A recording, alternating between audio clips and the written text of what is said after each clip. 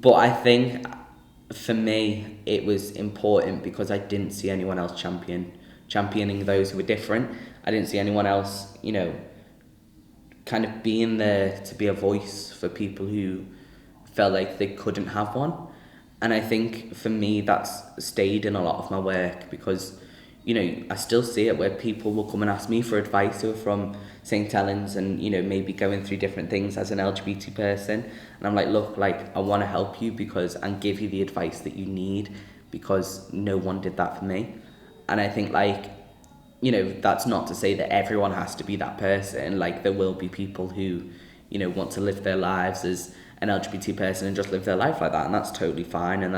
But for me, I just knew that, when I was older and, now I'm kind of at a point where I am happy with where I am in life. I don't want anyone to feel like I did when I was 15 and thought like, there's no point in me planning for the future. I want people to feel like they can plan for a future and a positive future at that. And do you think that it's important that those communities and the LGBT community obviously is connected? And how do you feel that they're connected in St. Helens? Yeah, I think it's so important to be connected. I definitely think it is because if we don't find each other, then we're isolated in our experience. And I think even just to have someone to go like, oh, this happened to me, and they can understand what you're feeling. Like, of course you can tell like a cisgender person or a heterosexual person what you're going through, but they're not going to understand it through the same lens of identity as someone who is in that community and has very similar life experiences. So it's so important. I think the community here is, I'd say it's more connected than it was. And I think things like Over the Rainbow and having like the first Pride has allowed for that and has allowed us to sort of find each other.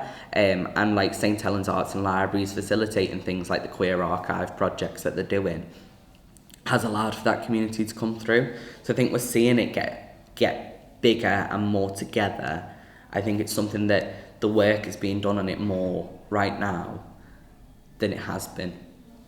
So the work that you do at the Rainbow Centre, what does that involve then? Which Rainbow Centre?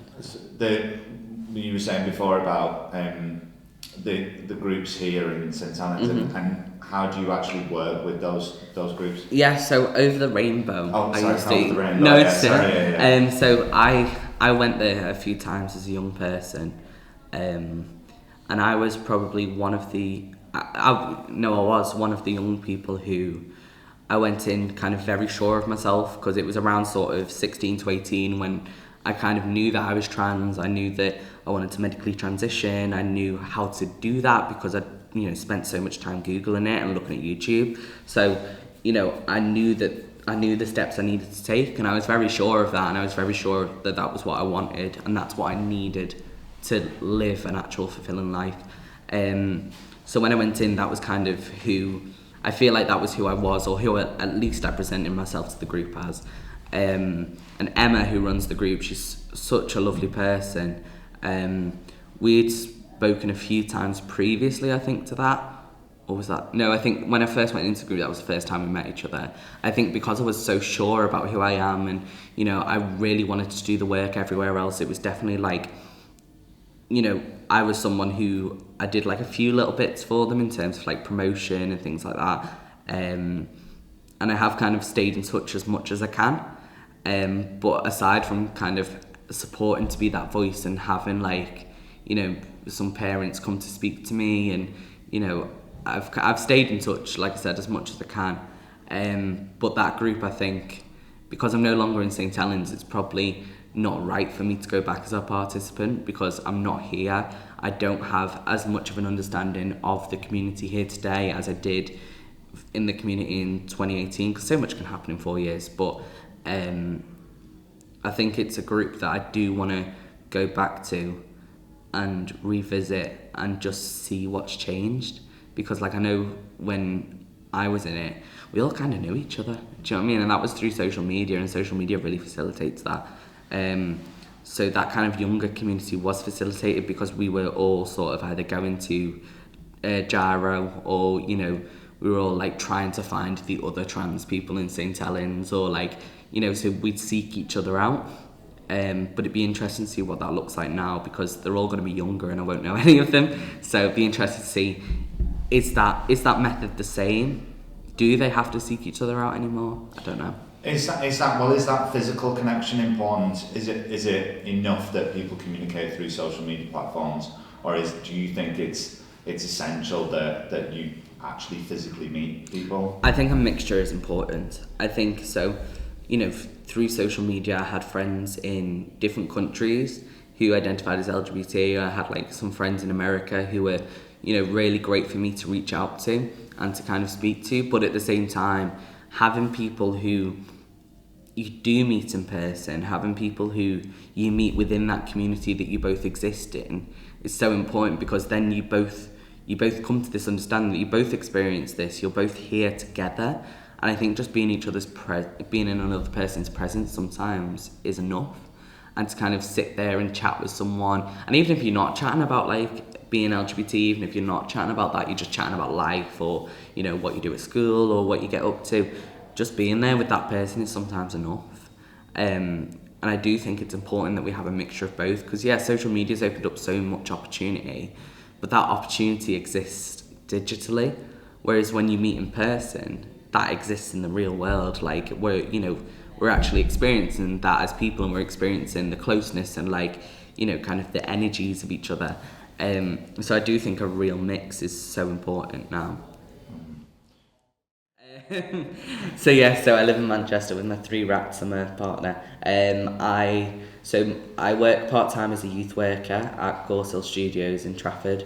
I also work, I'm going to have to list it off now. So I work at Gorsill Studios. I'm still an associate artist at the University of Salford. So that's like a bit of a residency where I'm making my own piece of theatre, kind of like a scholarship sort of bursary thing. I work at Dock 10, which is the studios in Salford, as a studio runner. And with that, I do running on various different shows as well. So I've done like the latest seasons of RuPaul's Drag Race, some 8 out of 10 Casters Countdown, things like that. I'm also an actor, so I do quite a bit I've done a few performances in like Home Mill Theatre, I've done some bits at the Everyman and Playhouse, little bits like that. I'm a comedian, so I do stand-up comedy, have done for about 3 years. I've got like my first pro gig coming up this year, which is quite exciting. I'm a comedy improviser with Comedy Sports, so we do like family-friendly improv shows, and we also do an improvised musical, which is quite fun. There's something else I do as well. I've just joined the Purple Door Creative Development Group, so kind of this new theatre coming to Liverpool, which is totally free, looking at how that kind of becomes developed. There's other stuff I do as well. I mean, I'm still a filmmaker. I'm making that intergenerational documentary at the minute. I'm making another film with a group of people about like trans experience in toilets, and what does that look like? How do we make a safe space in like a toilet? There's probably some other projects going on that I just can't list. So moving forward, say like, I don't know, 5-10 years time, what can you see yourself doing? God, everything still. I think I'd like to say I see myself doing stand-up or just freelancing full-time. If that's doing stand-up, I do a lot of facilitating as well at like the Lowry, big comedy shop, just all around Manchester really. So I do a lot of facilitating with that. So maybe still doing some facilitating, hopefully doing stand-up as much as I can, or at least some form of comedy. I'd like to have gotten a TV credit at some point, like for acting. That'd be quite nice. Just kind of living it up really, like doing everything creative and being freelance and just doing what I gotta do. And will you ever see a continued role in St Helens, and do you see yourself still maintaining that connection as you get older? I think there's still a relationship here because this is where I grew up, right? So I think there's still, I don't think I feel an affiliation to here, but it still feels like part of me. Like, when I was coming back today and like I got on the 10A from Raynhill and got into St Helens, it's like you still remember the bus route, you still remember like where you go through, what the different streets are, because I used to get that bus every day. Where you end up, what's coming up on your left, what's coming up on your right, like, and then you come into the town centre and it's not changed, because why would it? And you come in and you see the new look's still there, the Mackey's still there, the M&S is still gone, the church is still in the centre, like, little things like that where I don't see myself ever coming back here full time, ever.